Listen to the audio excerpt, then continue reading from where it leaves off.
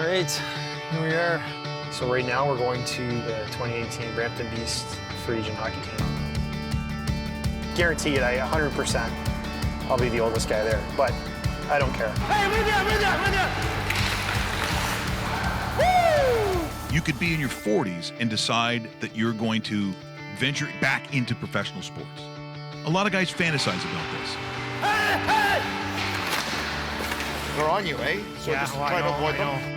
I just have to worry about doing what I can do, and you know, the coaching staff will pick who they think fits their toolbox. Given the careers that he's chosen, knowing that in a second your life can change, you have to just go after it. No regrets. Yeah, I felt good. I made some good plays. I made a couple plays where I got out of position.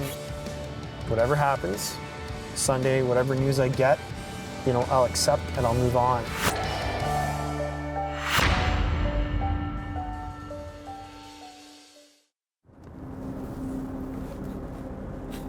Going for a haircut today. It's been an exciting couple weeks, that's for sure. Like Brampton Beast Free Agent Camp. Went out there and had a fun time.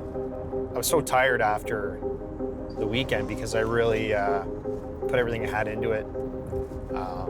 Coach Chalk was on the bench for a couple of our games, and I got some great feedback from him. And Saturday, we had our little meetings before the last game on Sunday, and he told me that I was very close to getting through. But we didn't get the result we wanted. I was not invited to their main camp.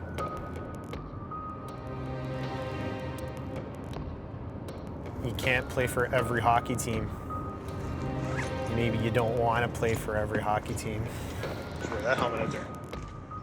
I can honestly say that every time somebody has said no to me, I just find a place for it and I put it aside. It's like, I almost want to be told no. You know what I mean? It's kind of like, okay, fuckers, keep telling me no. Sorry for swearing, Mom. Keep telling me no, and I just put it away. That's what I've tried to master for the last, 5-6 years of being told no. Okay, well, let's figure out how can I bottle this energy constructively and then use it on the ice of practice, use it in a game situation, use it, tactfully when I'm trying to become a better player and an athlete, so.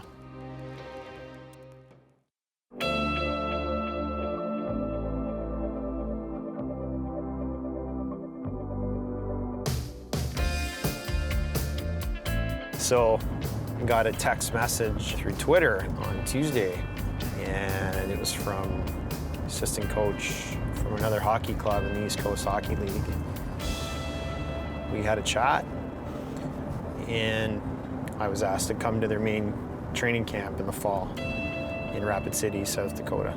So, yeah. So what's that team? Rapid City Rush. They were affiliated with Minnesota Wild and Iowa Wild last season. They asked me if I wanted to come to their camp, and I was like, absolutely, like 100%. But at the same time, I was like, how did you find me or see or, And I stated it before, I guess if you're working hard and, put in a lot of video and people see friends of friends, and the hockey world is pretty small, right? So, they must have saw something they were interested in and offered me to come out to the tryout. So I try not to get too excited for things because they still have a long way to go and a lot of work to get done.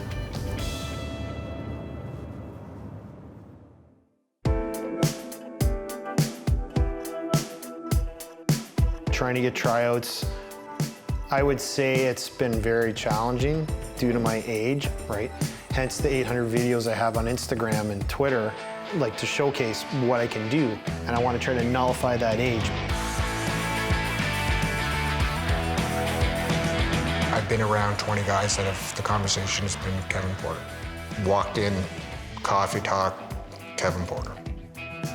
Maybe the videos go on the big screen. So everyone knows it. In a dressing room setting, everyone laughs and jokes and downplays what he's doing or is negative just to be cool in the dressing room. But I think if you took the 20 guys and interviewed them one-on-one, I think that half of them would say he's nuts, and the other half would say, I like how he's determined, focused, and has a plan, and he's trying to get there. Yes, there are naysayers. There will always be naysayers. He wants to prove them wrong. There's kind of a glee you get out of proving people wrong. And there's also other people that are saying, you know what you're doing is amazing, keep at it. This is something he really wants to do, so he'll book the ice, he'll do his on-ice training, he'll get enough rest, he'll eat well, and so that requires a lot of discipline. Speed! That's it, off the post, good job. Speed! That's it, you got it, good job. But way better, good job. It's not easy. I'm fucked. These are not tricks of the trade. I think Kevin needs work, obviously, his cardio. He's got to get, that part just to keep up with these young kids. I mean, it's a young man's game. You know, these kids are 18, 19, 20-year-olds. Hey! Yes! Come on, Kev! Myself, I like to go high-tempo drills, and sometimes he goes, Eddie, let's dial it back a bit. So I really listen to him. When I'm really tired from work and I come to train in the morning, sometimes I have to just focus on more net front, close, I call it close quarters combat. Okay, yeah. Right. And then when you have more energy, we can use more full ice. Makes sense. Okay, let's pick up the pucks. Okay, we're good. I was finding it harder to train in the evenings because I wanted to, you want to get the most bang for your buck when you go to train. So I started to train more during the day and I started to rent the ice on my own. I also started to train with Jim Thompson in Vaughan with JT Prospects.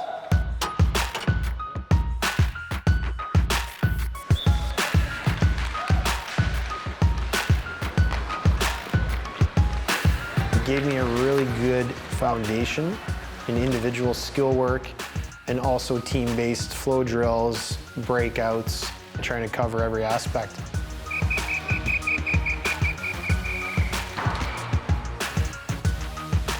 Very important. Guys are late this morning. Everybody's tired. Landis, you were tired this morning, right? We're gonna talk about somebody who saves lives. Okay, you don't know what this man does maybe behind the scenes. What did you do last night? I work 24 hours at the fire hall. And I mean, that's my job, so that's what we do. But we was up, since 5:30 a.m. Tuesday morning. We had a fire last night at 7. I got back to the hall at midnight. I was out again at 12:30 and out again at 3:30. So every single morning you guys see me here, I'm coming off night shift, right? So I know you guys are tired, but you gotta push through. Like, it's worth it. There's leagues out there that he can go and have a role in. An energy player, get out on the rink and crash and bang. And if he's ever popping in a goal and an assist, that's gravy. Like, there are roles for guys like Kevin. I'm gonna tell you guys, I've told one guy here so far, okay?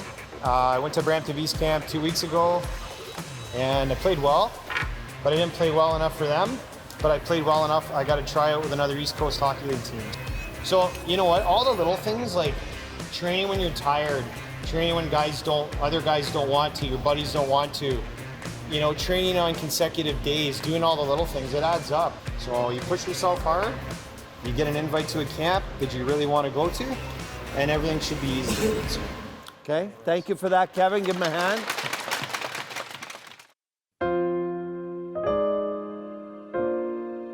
The drive, the determination is there, but the reality of it is this. He's past that window of developing into a true pro. The window is so short. Boom, you're done, gone,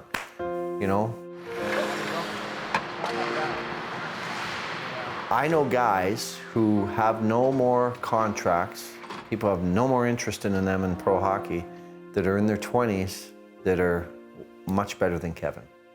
They can't get a contract. So if they can't get a contract, how's a 43-year-old guy who's never played pro get a contract? No matter how much he wants it.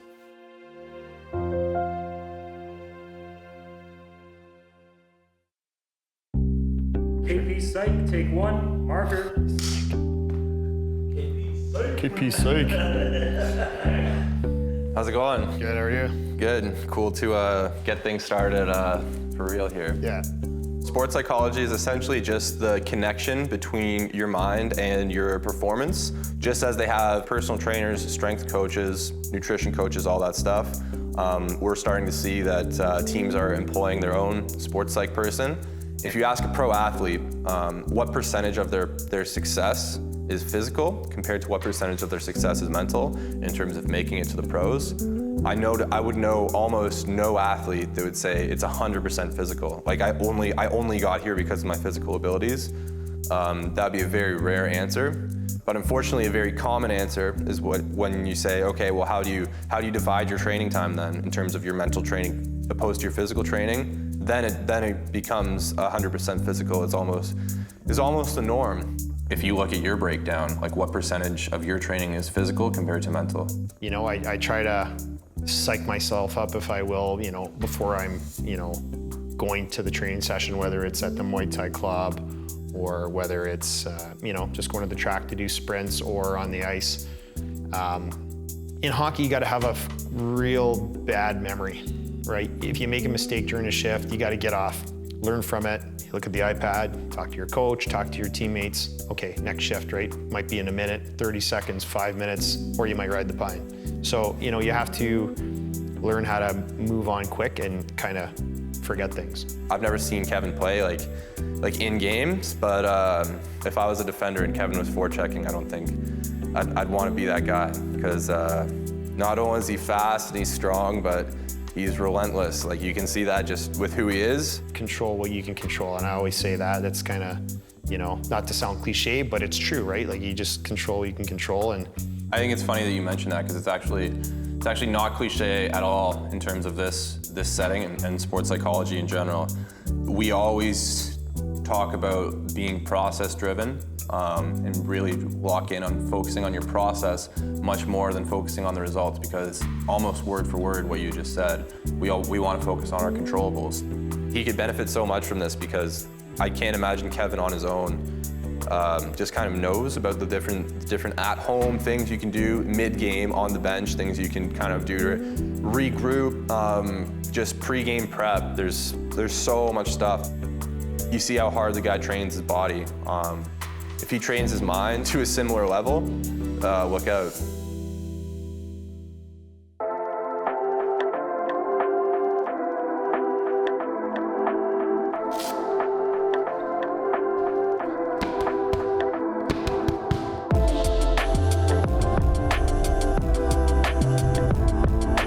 Gerald Chang, he's my Muay Thai coach and friend. And I started training with Gerald about 3 years ago for conditioning for hockey. So flexibility, power in the hips, speed, also the aggression of punching. I'm not a big fighter, but if I have to, I'll do it.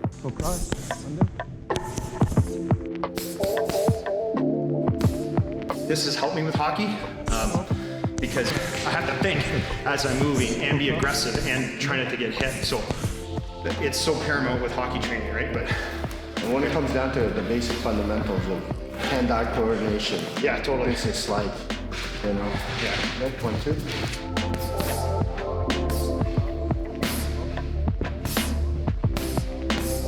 Kevin's conditioning compared to other people that you trained, is it up there in terms of? Yeah, he's way up there.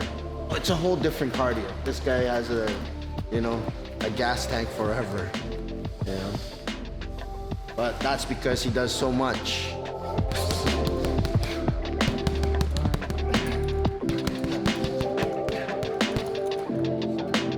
I recommend all hockey players, young, old, male, female, do martial arts. It's my main training when I'm outside of the rink, so. I challenge anybody to train with me for 45 minutes. And they wouldn't go through like the way you go through. I got guys that play, you know, NBA basketball, football players, you know, that come here and they die within 15, 20 minutes. Yeah. You know, some people take a lot longer. He didn't, because he's an athlete. He's got the coordination, and he's got the drive. Nice work, man. Yeah, man. Welcome. Welcome back. Yeah. Welcome back. Yeah, we gotta do it more, man. All right, finito. Shower, go home, eat. Ready for the skate? Let's go to McDonald's. Pancake, the best breakfast.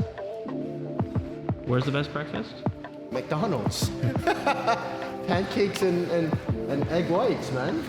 They sell egg whites at McDonald's? Yeah. Way to go, Ronald.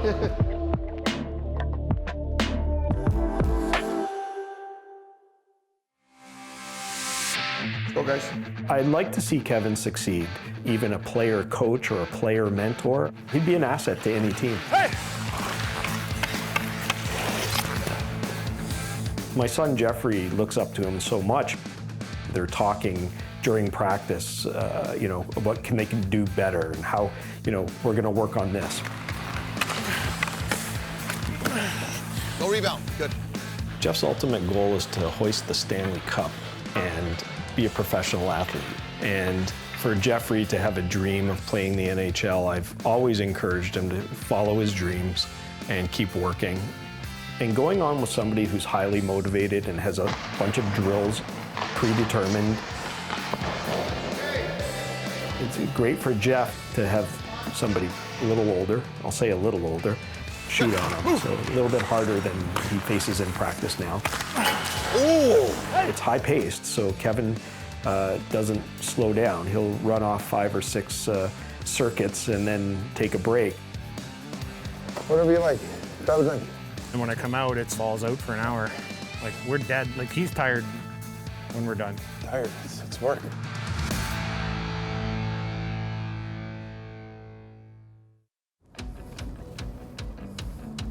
Skates, jock, important things. Hockey has become a huge part of our family. I know my kids aren't out on the street causing trouble. They're in a rink. They're learning life skills and winning and losing and commitment. Do you know anybody else going? Probably see someone there who I know. Yeah. Jeremy, he became a goalie, and Jeffrey, a year later, was sitting at home in the summer, and one of the teams was looking for a goalie. So I asked him if he wanted to put on some Jeremy's equipment and go out and play goalie for this team, to just something to do. And lo and behold, Jeffrey made the team as a goalie. It was Tyke AE, and he quickly moved up to AAA. He was fairly good at it. We're out into Welland Arena. Are we going to Welland yet? No. What arena are we going to? Niagara Falls. Oh, the Gale Center. In 2009, that was the year he made his first Tyke team. My wife was diagnosed with breast cancer. We had such great support from the hockey community. People stepped up and made us meals while Caroline was going through treatment. We had our close friends and family, but these were people that we didn't know, stepped up and helped us because we were hockey family. The evening that my wife passed away, Kevin was the actual first person that called and asked if he could come over and take a moment and talk with the boys. And I thought that was great. I thought they needed something, and they had probably their worst day of their life. And unfortunately, Kevin had experience with that as a young man as well. And he just asked if he could share 10 minutes with the boys and offered anything he could to them, and that he had been there and he would be willing to talk to them at any time about that. I felt like I could talk to him because he's someone who I could relate to, which was really helpful to me. And he kind of took me out of like my own self when he's like, oh, Jeff, do you want to go play hockey? I'd love to go play hockey.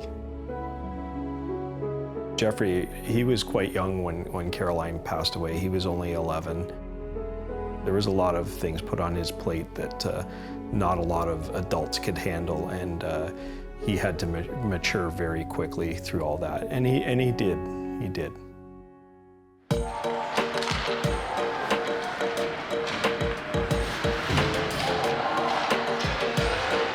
D will move over. So this D will be done. He'll go out. This D will move I met Jeff at a pre-skate before our tryouts. He showed up unexpectedly to us. It looked like he was a mature kid, a focused kid. And while he was getting dressed, some other kids recognized him and came out and said, you know what, this is a really good kid, really good goalie, and it's somebody we need.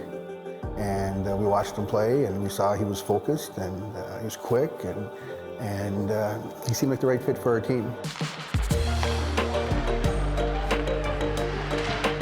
I think you look at a variety of factors. He's got some experience at AAA. He's also a really good goalie. He knows himself. You know, he wants to compete. He's got a high skill level. And he's just somebody, you know, that's contagious. You want to be around him. Big man, big man. Hey, Coach. Another beautiful day in the rinks. Exactly. Anything on the agenda today, anything special you want to work on? Not really. Yeah, Just trying to get nothing. back in habits. Yeah, you know? back in good habits. Yeah, okay, sounds good. And go ahead, push set. Shuffle, shuffle, push, pull, push, pull, push, pull. Down, rotate, snap the feet, and T-push right away. Nice set, that was awesome. Jeff has played AE, AA, and AAA. He's doing quite well for being so young, and he has a long career ahead of him. You guys look at that rainbow though, holy. Yeah, that's pretty cool. I don't think I've ever seen it with like the purple color before, that's weird. Yeah. Driving down the highways, this isn't the last year we're gonna be doing that. Jeff may be doing it alone. I don't know if he wants me tagging around his whole late teens, early 20s, hanging out with his dad. I don't think he wants that, so.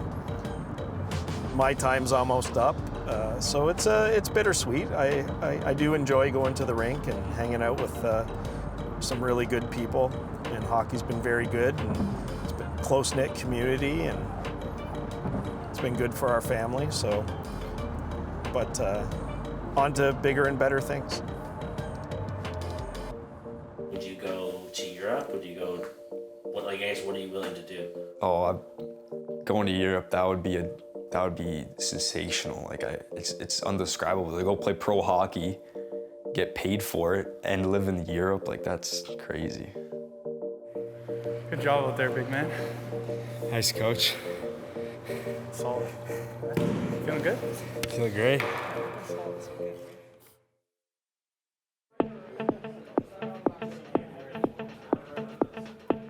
All right, boys. This is Kevin Porter. He's going to give you guys a little chat about commitment, work ethic, and drive to play pro hockey. So let's welcome Kevin Porter here. What's going on, guys? One of my teammates is a goaltender who now plays for the Beast quite often. He set me up with a guy from Sweden. So in 2016, 2017, I played in Sweden, Division 3, in a little town called Furdal, and for a team called IFK Ura. And I don't know if you guys have ever been to Europe to play hockey tournaments. Have any of you guys been? Whereabouts? In Italy. Okay, so European hockey is really big. There's tons of teams, small countries, everybody plays. Like, it's unbelievable. If you grow up in a little town, this little town here where I lived, Furdal, every friggin' kid in the city, it's a town, village, plays hockey. Women, guys, it doesn't matter. So, got hooked up with this guy from Sweden, sent a bunch of video to some teams, ended up playing in a professional league in Sweden last year, and it was unbelievable. The rink was right beside the house. I had two teammates, and we could go next door and train, skate whenever we wanted. You know, the grocery store was down the street, and little restaurants and cafes. It was really nice. It was about 45 minutes from Mora, which is, they have a big team in the SHL, and about an hour from Leksand. So lots of hockey around, lots of hockey to go watch on days off and to be immersed in, and a lot of fun. I ended up fulfilling part of my dream, not my full dream, but I ended up going to Europe and playing pro hockey. And it was, you know, an unbelievable experience. You know, 41 years old, here I am going to Sweden to play pro hockey. You know, it was kind of surreal. The youngest guy in my team was 18 years old. Like, he could have been my son, right? Like, you guys could be my kids. But if you train accordingly and you focus and you keep yourself injury-free, you can play this game for a long, long time. There are opportunities out there to play. You just have to find them. But it's a mindset too, right? You got to believe 1,000,000% you can do it. and you'll do anything to get there.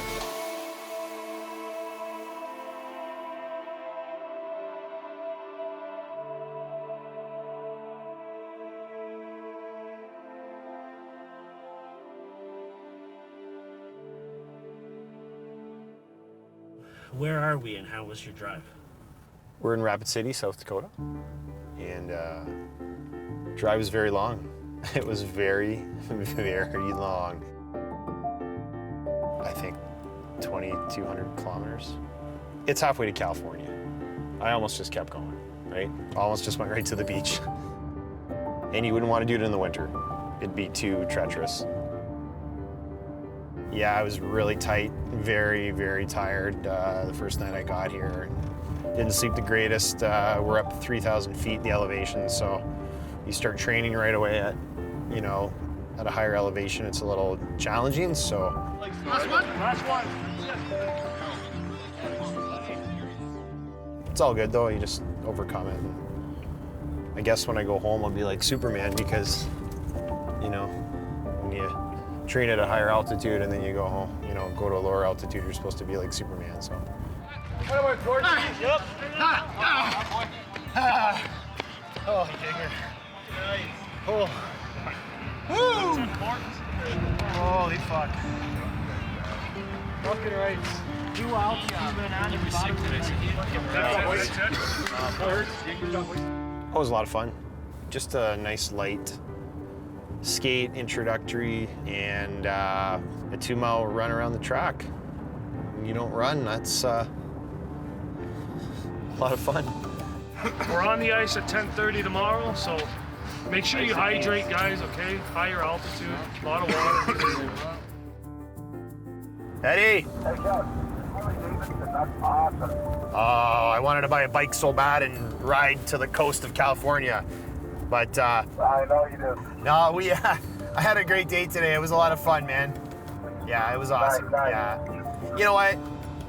I'm in Rapid City. They got a really good program here. The guys are awesome. We had Brent Sopel out today. We had Steve Popes. He used to play in the played in the show a little bit. He coached Iowa. I mean, God, like we've got some great guys helping us out, and yeah, it's a lot of fun, man. I'm having a blast. Get a shot of that fire truck. That's a beautiful fire truck. That's beautiful. Look at that. Oh yeah. Pay homage to the boys.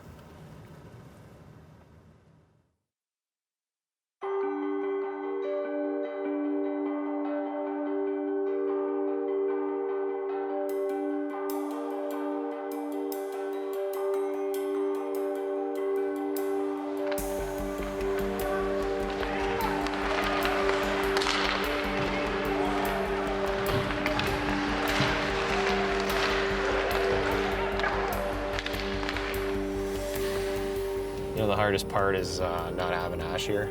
You know, that's a bit of a stressor on both of us. Thank goodness for FaceTime and, you know, frequent calls back home. And, you know, this hasn't been easy on her either. Like, you know, first I bolted to Sweden. She came over and we had a great time and it was awesome. We got to see, you know, Sweden and Norway and Iceland. So if he gets signed somewhere, I know how that feels. I know how that goes. We've done it. Everything had to align, and when I say everything, so many things had to align. He had to get approval from 3 different employers. I had to make sure going into winter when it's dark and nighttime that I was gonna feel comfortable being in a home alone. We had to make it work amongst the 2 of us. The FaceTime phone calls got a little old after a while. You know, this is just a different journey because it's in North America and, you know, it's 2 levels below the NHL, so it's pretty special to me, and I just got to take advantage of it and do everything I can in my power to,